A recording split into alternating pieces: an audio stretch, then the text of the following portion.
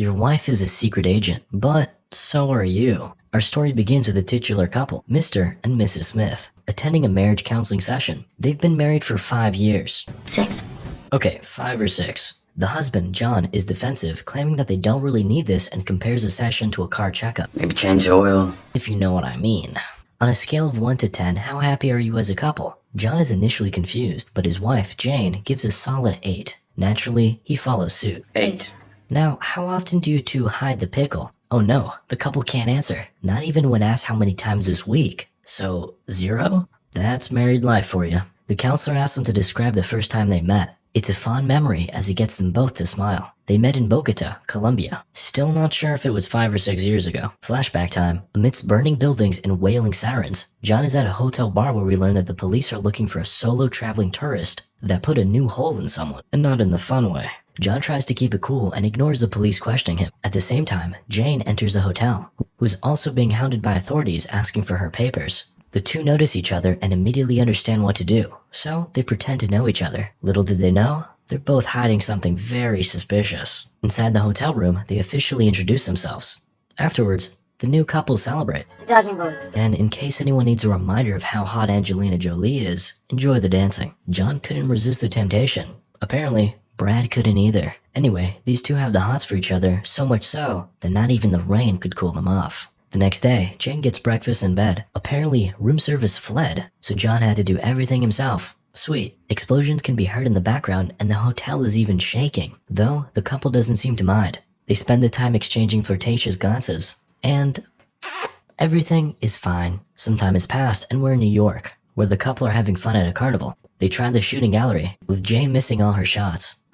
Let a man handle this. Wow. Beginner's luck. Then, Jane flashes a killer gaze before turning on her aimbot. Equality lives on. John is impressed and Jane, proudly carrying her prize, echoes. Beginner's luck. We cut to a gym and John's friend, Eddie, is reprimanding him about the fact that he's only known Jane for 6 weeks. However, John is in love. Smart, sexy, inhibited, spontaneous, complicated.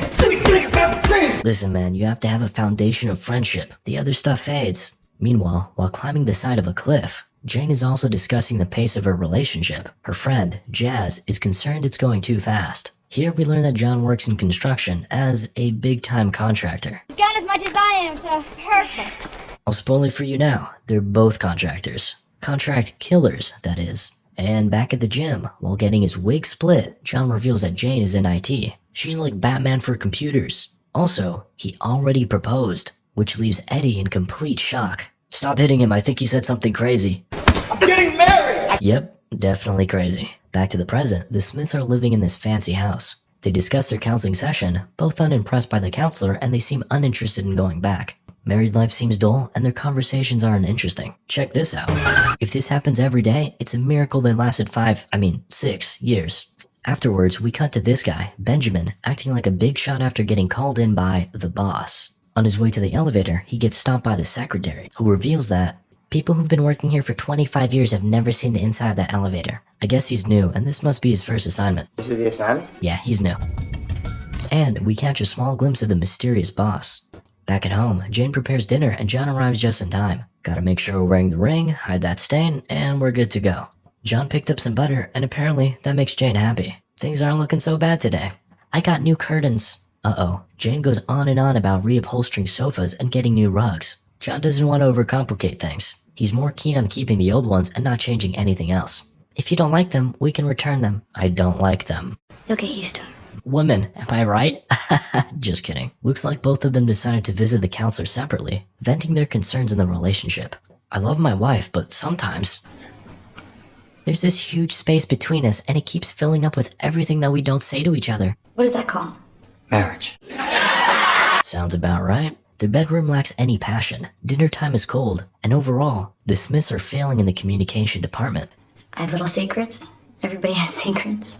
Not this kind. Back home, Jane is on the phone and is suspicious John is spying on her while watching TV. She needs to leave for server maintenance, and John reminds her that they're going to the neighbor's party tonight. Yeah, just a quick one. Poor choice of words, but okay. Turns out, John has to leave as well. A little later, and the couple arrive at their separate destinations. Jane at a hotel, and John at a bar. John goes all the way to the back and in a drunken stupor attempts to join a poker game. Nah, this seat is for Lucky. Come on, he ain't even here yet. John taunts them with some cash, convincing them to let him join. All the while, Jane starts a game of her own. A man enters, and... wah. Back to the poker game, John is already one of the boys. Just look at this montage. Drink responsibly, kids. However, their fun is cut short as Lucky comes back. Back to the memories. Time for John to leave, but not before. And then, this henchman is like, oh my god, my gun. And then John is like, pew pew pew. So much for being one of the boys. Cut to the hotel, and we are getting kinky. Ow, step on me, mommy. Just kidding. Jane proceeds to give him a chiropractic adjustment, and then escapes through the balcony using this nifty bag. Ain't that some shit? Lexi? Smooth. Now, we know that these two are true professional killers, and have kept their actual profession secret from each other for 6 years. Or 5. It's impressive they never ran a thorough background check on each other. The couple return home at almost the same time, John just barely missing Jane's interesting outfit. The Smiths proceed to their neighbor's house. Look at those smiles. Totally normal, not hiding anything at all. Meet the Colemans in their fancy house with their fancy party. Suddenly, Mrs. Coleman notices Jane's fishnets. Hey, no kink shaming. In the other room, John socializes with the boys. Stocks, trades, ROIs. How about you, John? Got any NFTs? I got all my dough buried under the tool shed. Wise man. Meanwhile, Jane is getting bored with the small talk. Right on cue, this baby makes a mess and the mom has to clean up her dress. Little rhyme for you? She ends up leaving the baby with a very hesitant Jane. She's visibly perturbed, but don't worry, Jane. It's just a baby. It's not a bomb. He likes you. John sees this, and I don't know what that look means. Disappointment? Anger? Envy at being helped? The next day, John is preparing for a trip. Whoa, he wasn't kidding. His shed is loaded. At the same time, Jane unlocks her own stash. Naturally, it's in the kitchen. Hey, I didn't write this movie. John arrives at work and is greeted by a secretary with all the paperwork he needs. But first... Get rid of that gun. Gone. Jeez, okay. Oh look, Eddie's here. How are you? Same old. People need killing. Oh, of course. He invites John to a boys-only barbecue, but John needs to talk to Jane first. Eddie mocks him for not wearing the pants in the relationship. Yeah, maybe give her a call in case you decide to scratch her ass. Make sure she thinks it's okay. John viciously counters.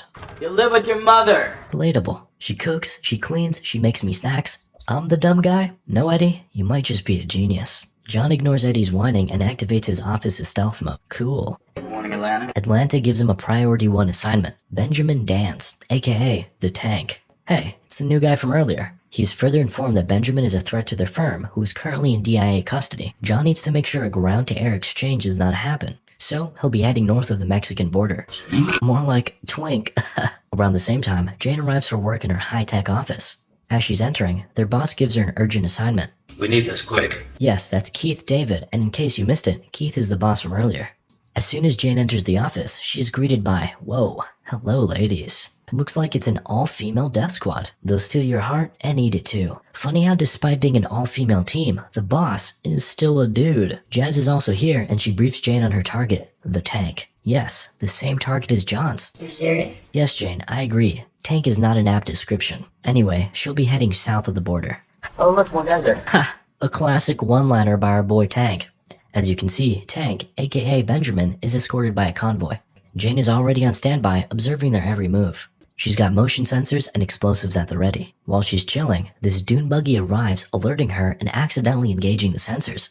There's an idiot in the field ruining all our plans. It's John, just in time for the operation. Jane resets the explosives and observes John, but she doesn't recognize him. He goes back to his ride and picks up the Widowmaker. Ironic. Jane panics and shoots him. John's down and the convoy activates the motion sensors. Countdown is initiated. John is of course still alive. Enraged, he shoots the watchtower with a rocket. Goddamn. Just as John contemplates his Second Amendment rights, the time detonation goes off. The convoy leaves. Mission failed. For the both of them. Unsurprisingly, Jane is also alive and gets away on a motorcycle. And before leaving, John manages to recover a laptop.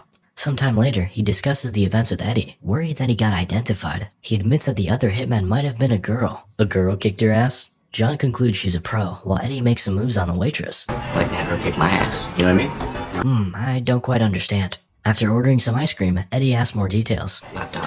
What? Laptop. Okay, we cut to Jane, still bruised up from Mexico, angrily asking, who was that? It's father. Wow, so not only is their boss a man, but they call him Daddy. The patriarchy, am I right?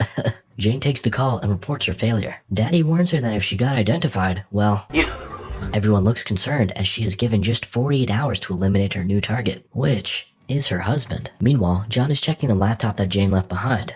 Well, actually, this hacker girl named Gwen is helping. She takes out some undamaged RAM, scans it, and just like that, we have an address leading to Jane's office building. Technology is scary. John arrives and, would you look at that? Sweet Jesus, mother of God. Amen? Jane's team is a bit slower, still replaying the tape from Mexico. Jane, it's your husband. Yeah, no kidding. He calls asking about dinner, to which Jane responds, it's at 7.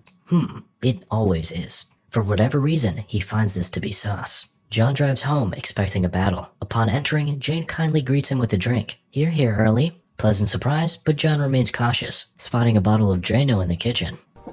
As they sit down, Jane states, this is a special occasion. Damn, she's in control. While she walks off, John hides his knife in his pocket. Then, he takes further precaution by immediately offering to cut the meat. Looks like she's a few steps ahead of you, pal. Jane acts menacingly as they discuss her day at work. Well, I hope everything works out okay. It hasn't yet, but it will. John remains cool. Until Jane finally asks about John's trip to Atlanta. Now, he's starting to crack. He gets up and offers her some wine, but then...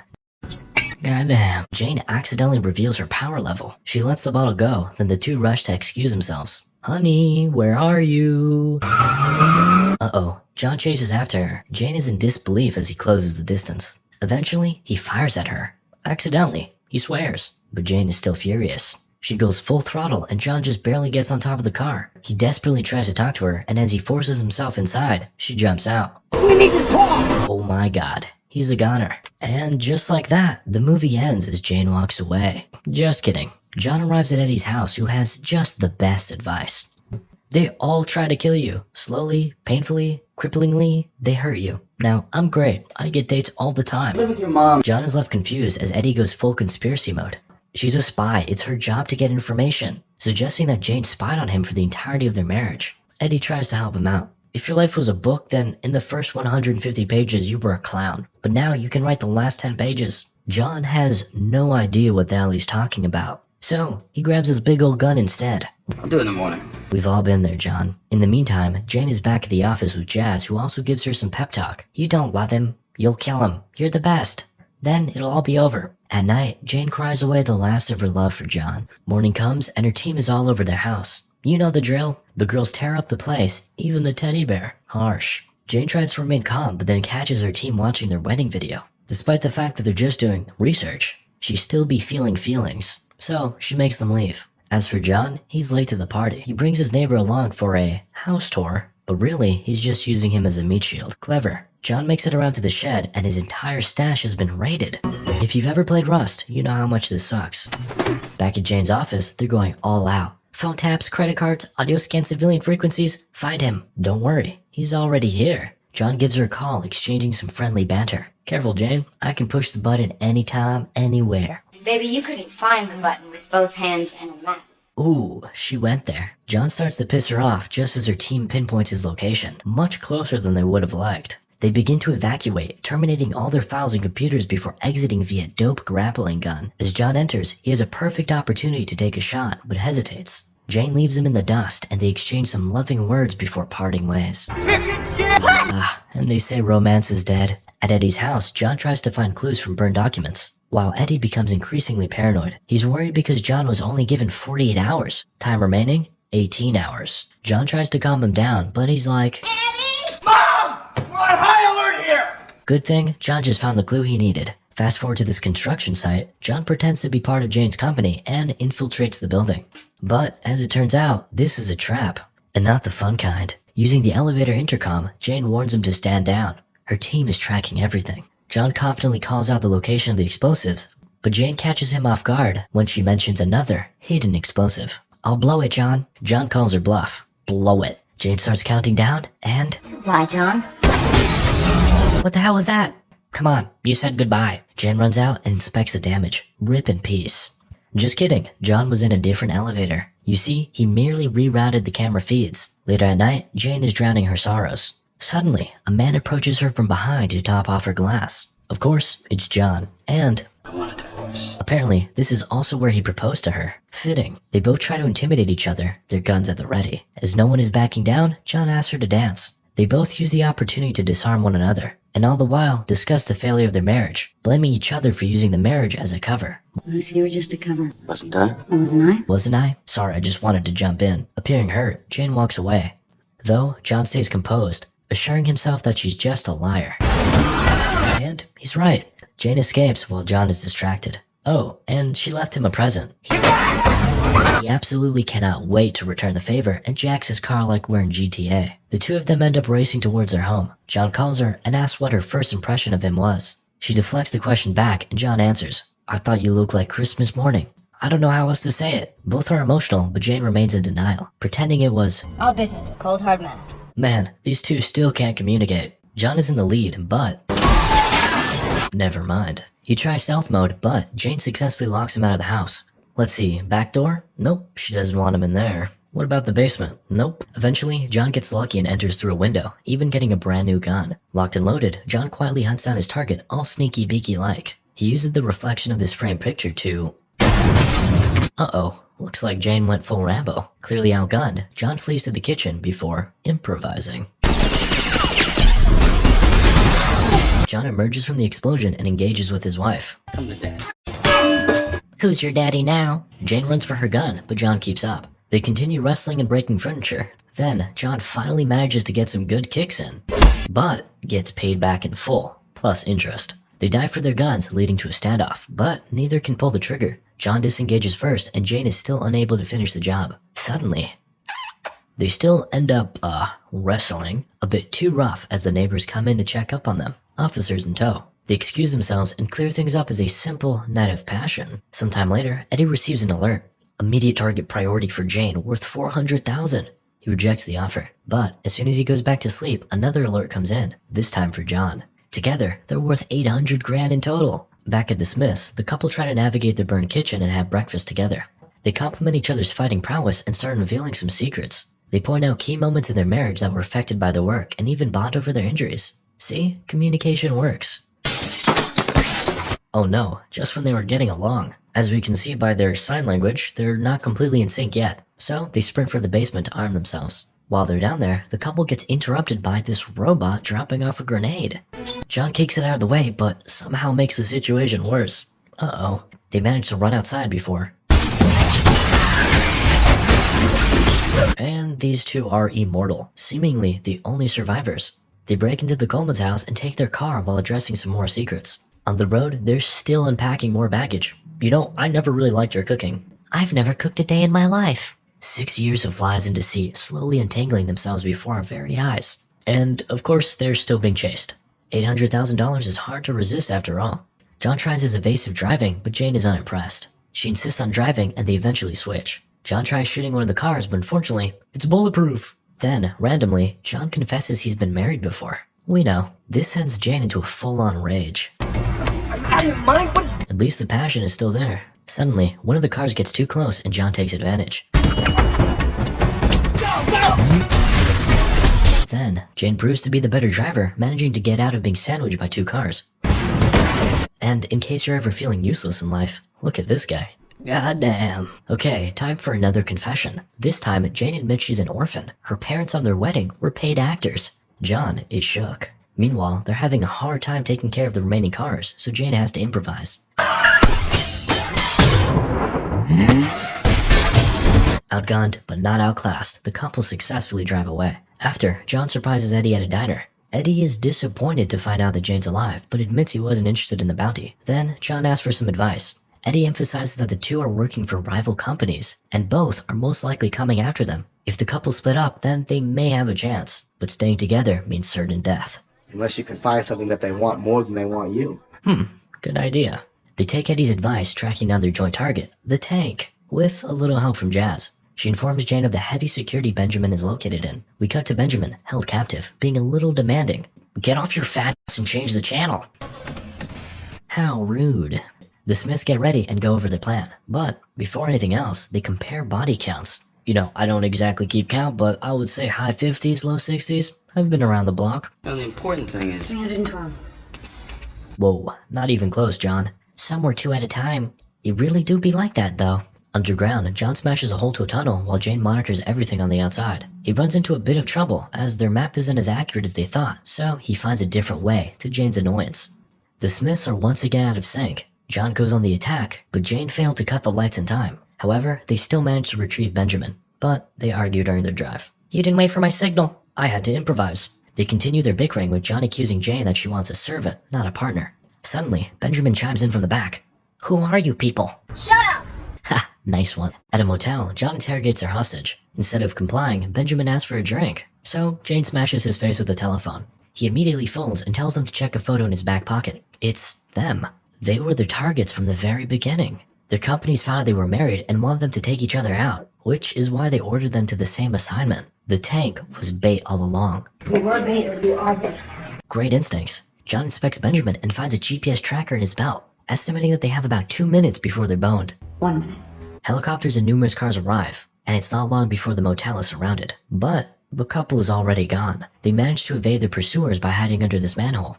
After chilling there for a bit, Jane breaks the silence, stating that her escape plan is a boat to Mexico. John's is a cargo drop to the Atlas Mountains. Jane seriously contemplates splitting apart. Let's just call this what it is and what it isn't. John agrees that their marriage is crap, admitting that they're both liars. However, he suggests that they stand their ground. Instead of running, they should fight. Jane agrees. The Smiths take their last stand in a hardware store. They suit up and arm themselves. Their enemies start entering the store, but before anything else, drip check. Sheesh. They start stealthily taking enemies out one by one and snag their guns in the process. The couple shows great teamwork while making quality memories along the way. Wholesome. Later, Jane goes John Wick with these knives, but nearly hits John's Then, some more bad luck happens as... Way to go, John. Shortly after, guns start blasting and they're forced to take cover in an elevator. It's a calming change of pace. Upon arriving to their floor, things are looking dicey. Nope. They go back down and Jane takes a higher vantage point, covering John's back. The Smiths find initial success in their tactics, but Jane is hit hard. John retreats and they both fall back to a storage unit, providing a limited but sufficient amount of cover. They take a moment to gather themselves and reevaluate the situation, preparing their equipment once more. There's nowhere I'd rather be than right here with you.